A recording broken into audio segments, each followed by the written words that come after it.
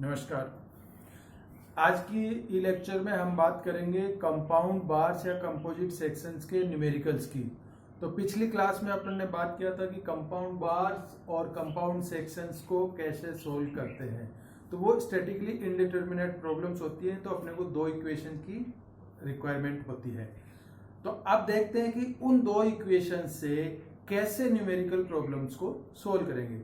अभी अपने पास में एक न्यूमेरिकल प्रॉब्लम है जिसमें ये कंपोजिट सेक्शन है, जिसमें दो तो ब्रास की रोड है और एक स्टील की रोड है, और ये दोनों कंबाइंडली एक लोड जो है 500 किलो न्यूटन का लोड है P, उसको सपोर्ट कर रही है। और दोनों की लेंथ जो है डिफरेंट है। ब्रास जो रोड है उसकी लेंथ है 300 mm और जो स्टील रोड है उसकी लेंथ है एडिशनली 100 mm। तो टोटल लेंथ होगी स्टील रोड की 400 mm। तो इस प्रॉब्लम में अपने पास में गिवन जो डाटा है वो है कि एरिया ऑफ स्टील रोड जो है अपने को गिवन है 2000 या 2000 mm स्क्वायर, और स्टील रोड की जो लेंथ है वो है 400 mm जो अपने को गिवन है।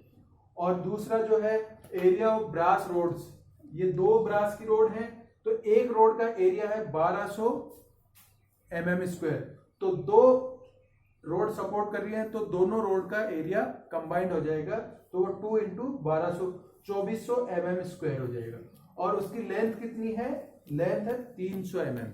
और यहाँ पे जो इनके ब्रास और स्टील का इलास्टिक कांस्टेंट दिया हुआ है उनकी वैल्यू भी यहाँ पे है, जो है 2 गुणा 10 की पावर 5 न्यूटन पर mm स्क्वायर तो स्टील के लिए है, और 1 गुणा 10 की पावर 5 न्यूटन पर mm स्क्वायर ये ब्रास के लिए। अब यहाँ हम स्टील को 1 से डिनोट कर रहे हैं और ब्रास को 2 से डिनोट कर रहे हैं। तो सबसे पहला अपना काम क्या है? स्टैटिकली इक्विलिब्रियम कंडीशंस देखेंगे। तो स्टैटिकली इक्विलिब्रियम कंडीशन से क्या होगा? P equals to P1 plus P2, या P की वैल्यू अपने को गिवन है 500 किलो न्यूटन, और इसको अपने ऐसे भी लिख सकते हैं कि स्ट्रेस और एरिया, स्ट्रेस और एरिया, क्योंकि जो लोड है वो होता है stress into cross sectional area. तो अब इस इक्वेशन में अपने कोरस्पॉन्डिंग वैल्यूज पुट करेंगे तो अपने पास में ये इक्वेशन आ जाएगी P1 into 2000 plus P2 into 2 into 1200, और ये किसके बराबर है? 500 किलो न्यूटन के। तो ये अपनी इक्वेशन होगी 2000 P1 plus 2400 P2 equals to 500 5 into 10 to power 5 number 2। तो ये इक्वेशन आ गई अपने पास में स्टैटिकल इक्विलिब्रियम कंडीशन से। और इक्वेशन ऑफ कॉम्पेबिलिटी से अपने देखेंगे तो delta 1 equals to delta 2। Equation B थी अपने पास में, ये 1 ये 2। तो डेल्टा 1 क्या होगा? Delta 1 P1 L1 A1 E1, P2 L2 A1 A2 E2। अब यहां पे ये जो टर्म्स है इसको अपने रिप्लेस कर देते हैं स्ट्रेस से। तो इसको रिप्लेस करेंगे तो ये अपने पास में हो जाएगा P1 L1 upon E1 equals to P2 L2 E2। अब ये जो इक्वेशन है, इसमें कोरस्पॉन्डिंग वैल्यूज पुट करेंगे अपने, जो L2 और E2 की L1 और E1 की वैल्यू है, तो अपने इसमें ये पुट करें तो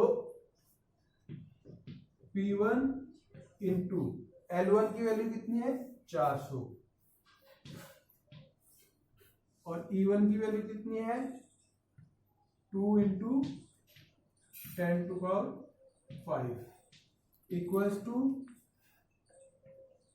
P2 इंटू L2 की वैल्यू कितनी है 300 और E2 की वैल्यू है 1 इंटू 10⁵।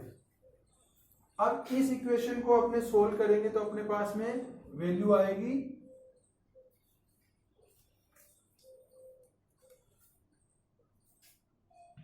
इसको सोल्व करेंगे तो P1 इक्वल्स टू 1.5 P2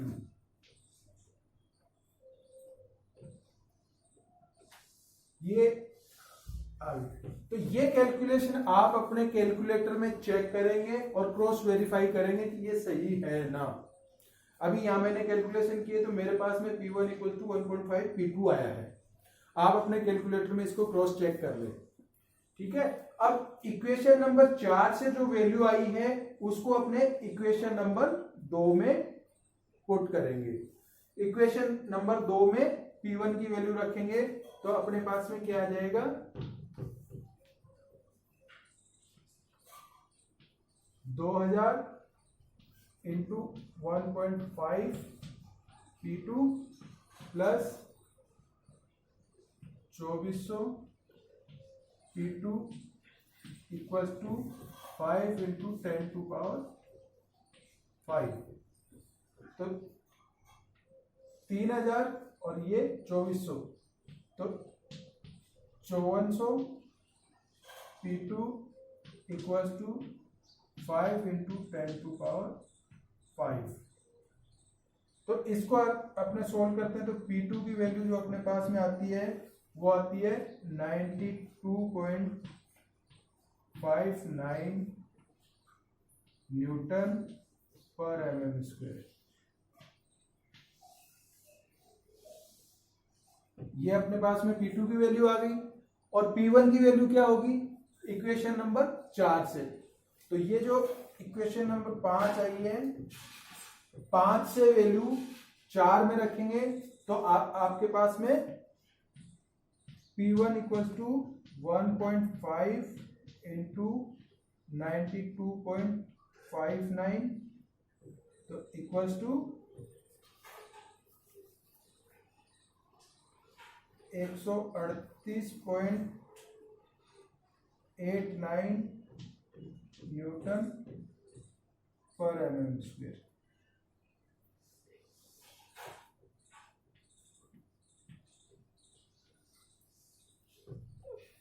अब यहां पे स्मॉल P1 और स्मॉल P2 क्या है stresses in brass rod and stresses in steel rod. तो P1 तो है स्ट्रेस इन स्टील रोड जिसकी वैल्यू है 138.89 न्यूटन पर mm² और ब्रास रोड में जो स्ट्रेसेस आए हैं उनकी वैल्यू है 92.59 न्यूटन पर mm²। तो यहां हम कह सकते हैं कि ये जो 500 किलो न्यूटन का जो लोड लग रहा है तो इसको दोनों जो मटेरियल है ब्रास और स्टील उनकी जो रोड्स हैं वो इसको बियर कर रही हैं। क्योंकि यहाँ स्टील रोड की लेंथ और एरिया ज्यादा है तो वो ज्यादा लोड को बियर कर रहा है और उसमें ज्यादा स्ट्रेसेस आ रहे हैं। तो ये स्ट्रेसेस जो डिपेंड करते हैं वो मटेरियल पे डिपेंड करते हैं और उनके क्रॉस सेक्शनल एरिया पे डिपेंड करते हैं। तो यहां हमने देख लिया कि इस प्रॉब्लम से ये स्ट्रेसेस इसमें आ रहे हैं स्टील रोड और ब्रास रोड में कोरस्पॉन्डिंगली जो स्ट्रेसेस आ रहे हैं वो है 138.89 न्यूटन पर mm² और 92.59 न्यूटन पर mm²। अगली जो क्लास होगी या ई लेक्चर होगा अपना उसमें इसी का कोई दूसरा न्यूमेरिकल अपने लेके सोल्व करेंगे। और उसमें देखेंगे कि इसके जो कंपोजिट बार या कंपाउंड बार्स जो हैं उनके क्या क्या प्रॉब्लम्स हो सकती हैं और किस किस तरह की हो सकती हैं। तो एक अलग तरह की प्रॉब्लम लेके उसको फिर सॉल्व करेंगे अपने। Thank you.